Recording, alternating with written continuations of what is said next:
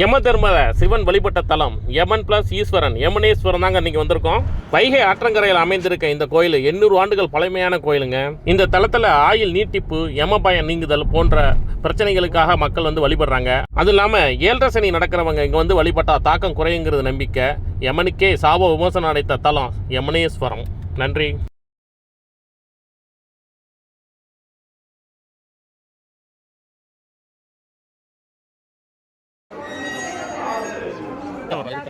இதே ஒரு நிமிஷம் வரும். கையில் வச்சுங்க. எல்லாருக்கும் நன்றி. இது வந்து பிரஜபிதா பிரம்மகுமாரிகள் ஈஸ்வரிய விஸ்வவித்யாலயம் ராஜஸ்தானில் தான் இது வந்து ஆரம்ப இடம். ஒவ்வொரு கிளையில் ஒவ்வொரு இடத்துலையும் இது நடக்குது. நம்ம வந்து இப்போ இங்கே ஆரம்பிச்சிருக்கோன்னா விசேஷமாக இப்போ 90 வருஷம் ஆயிடுச்சு இந்த ராஜயோக தியானம் ஆரம்பிச்சு. அதற்காக தான் எல்லாருக்குமே இந்த விழிப்புணர்வு தேவை. வீட்டுக்கு வீடு போய் சொல்லணும்னா இப்போ வீட்டிலேருந்து எல்லாருமே வர சொன்னால் எல்லாராலே வர முடியல. அதனால ஒரு இடத்துல வந்து இருக்கிற எல்லாரையும் தேடி நாமளே வந்து சொல்கிறோம். இப்போ வந்து போதையில் தான் எல்லாருமே ரொம்ப அடிமையாக இருக்காங்க. அந்த போதையை கூட நம்ம விழிப்புணர்வு கொடுப்பதற்காக தான் இப்போ விசேஷமாக இங்கே வந்து நம்ம வச்சுருக்கோம். இப்போ என்னென்னா இது என்ன ஃபஸ்ட்டு இந்த ராஜயோக தியானம் என்னென்னா மன ஆரோக்கியத்திற்காக தான். உடல் ஆரோக்கியத்திற்காக எவ்வளவோ இருக்குது, மெடிடேஷன்லாம் போகிறீங்க. மனசை ஆரோக்கியமாக வச்சுருந்தா தான் உடல் ஆரோக்கியம் ஆட்டோமேட்டிக்காக கிடைக்கும். அதற்கு முதல்ல தன்னைத்தான் யார் என்று உணர்ந்து இறைவன் நம்மளை படைத்த இறைவனை தெரிஞ்சு நம்ம நினைக்கிறப்ப அது வந்து ஃப்ரீ ஆகும் மனசு. அதைத்தான் பாருங்க, முதல்ல லட்சுமி நாராயணன் வச்சிருக்கோம். லட்சுமி நாராயணன் பார்த்த உடனே என்ன தோணுது எல்லாருக்கும்? அவங்க கூட நம்மள மாதிரி மனிதர்கள் தானே. உடல் அமைப்புல பாத்தீங்கன்னா கண்ணு எல்லாமே நம்மள மாதிரி தான், கையெல்லாம் இருக்கு. ஆனா அவங்கள பார்த்த உடனே கையெடுத்து கும்பிடுன்னு தோணுது இல்லையா? அப்படிப்பட்ட உயர்ந்த நிலை எப்படி ஆனாங்க அவங்க? அதை தான் தெரிஞ்சுக்க போறேன். எங்க இருந்தாலும் கோயில் பாருங்க தூரத்துல இருந்தும் இருக்கும், ஆனாலும் கையெடுத்து நம்ம கும்பிடுறோம் இல்லையா? அவங்ககிட்ட இருக்கிற சக்திகள் குணங்கள் தான் ஈர்க்குது நம்மள. அதனாலதான் அவங்கள எங்க பார்த்தாலும் நம்ம கையெடுத்து கும்பிடுறோம். அவங்க அப்படி எந்த நிலையில இருந்தாங்களா, தன்னை ஆத்மான்ற உணர்ந்து இருந்தாங்க. நம்மளை படைத்தவங்க என்பவர் ஒருவர் தான். அப்ப எல்லாருமே நாம சகோதரர். அப்ப இறைவனோட குழந்தைகள் நாம என்ற உணர்வுலயே அவங்க வாழ்ந்தாங்க. அதனாலதான் அவங்க உயர்ந்த நிலை ஆனாங்க. அந்த படைத்த தந்தை கிட்ட என்னென்ன சக்திகள் இருக்கோ எல்லாமே அவங்க அடைந்தாங்க, அவரை நினைத்து. இப்ப நாம படைத்த தந்தையே மறந்துட்டோம் இல்லையா? அதற்கு என்னன்னா நான் யார் என்பதை நம்ம மறந்துட்டோம். முதல்ல நம்ம யாருன்னா ஒரு உயிர் சக்தி. இப்ப உங்களோட உயிர் எங்க இருக்கு சொல்லுங்க? அது எந்த இடத்துல இருக்கு? இந்த இடத்துல நம்ம ஆத்மா மனசுதான். மனசு அதான் உங்க உடல் உறுப்பு. இப்ப வந்து கண் எங்க இருக்குன்னு கேட்டா இங்க சொல்றீங்க, காது எங்க இருக்குன்னா எல்லாருக்குமே ஒரே இடத்துல தானே இருக்கு, மாத்தி இல்ல. அப்போ நம்மகிட்ட இருக்கிற உயிர் எங்க இருக்கு? அதைத்தான் முதல்ல தெரிஞ்சுக்க போறோம். நம்மகிட்ட உயிர் எங்க இருக்குன்னா இரு புருவங்களுக்கு நடுவுல ஜோதியா ஜொலிச்சுட்டே இருக்கு. ஒரு நட்சத்திரம் எப்படி மின்னிக்கொண்டே இருக்கோ அதே மாதிரிதான் நம்மளோட உயிரும் மின்னிக்கொண்டே இருக்கு.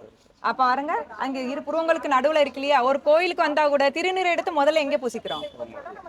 நெத்தியில. இறைவா நீ கொடுத்த உயிர் இங்கதான் இருக்கு, அதை நீ தான் பத்திரமா பாதுகாக்கணுன்ற அடையாளம் தான். அப்ப அந்த இறைவன் வந்து உயிருக்கு அனுப்பும் போதே 3 குணங்களை கொடுத்து தான் அனுப்புனார். மனம், புத்தி, சம்ஸ்காரம். மனசு பாருங்க அலைபாய்ந்து கொண்டே இருக்கு.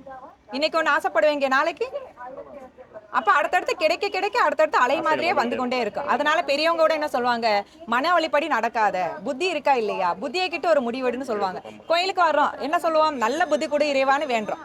அதே மாதிரி குழந்தைகிட்ட கூட நல்ல புத்தி வேணும்னு சாமிகிட்ட வேண்டிட்டு வா சொல்றோம் இல்லையா? ஏன் நமக்கு புத்தி இல்லையா?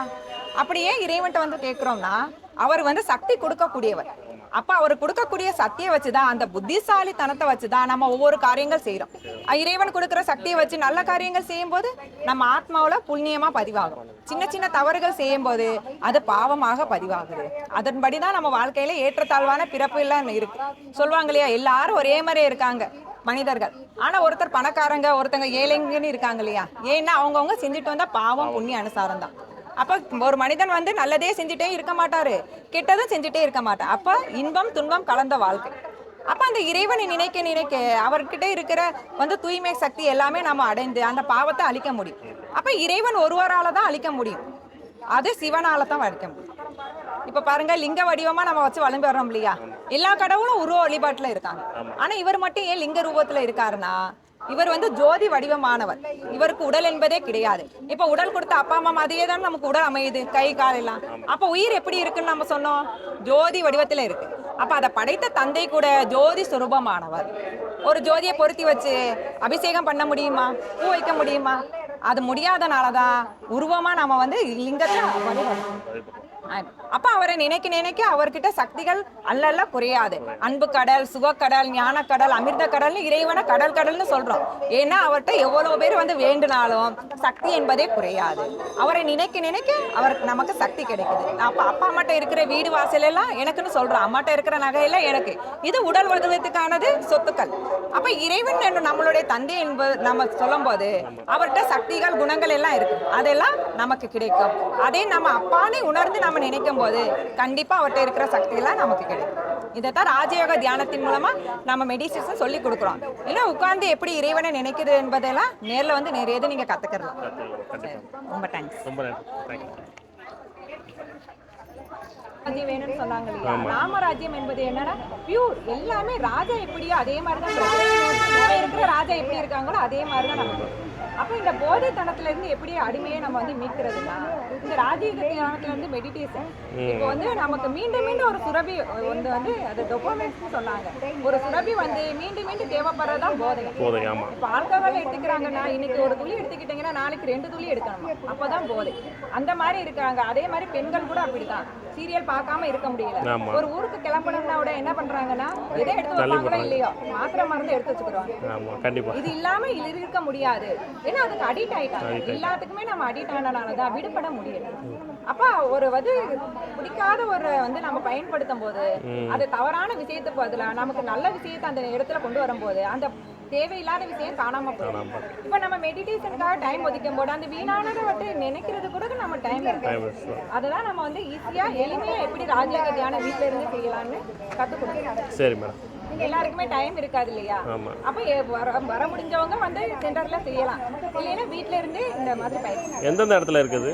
இது நிறைய இங்க பரமக்குடியிலே 10 கிளைகள். நாங்க மன்னார்குடி எல்லா இடத்துலயும் இருக்கு. நீங்க வந்து நெட்ல போட்டாலும் இப்ப இந்தியன் பேங்க் இருக்கு, அதுக்கு மேல ஓட்டப்பாலத்து இந்தியன் பேங்க்குக்கு மேல மெயின் சென்டர்.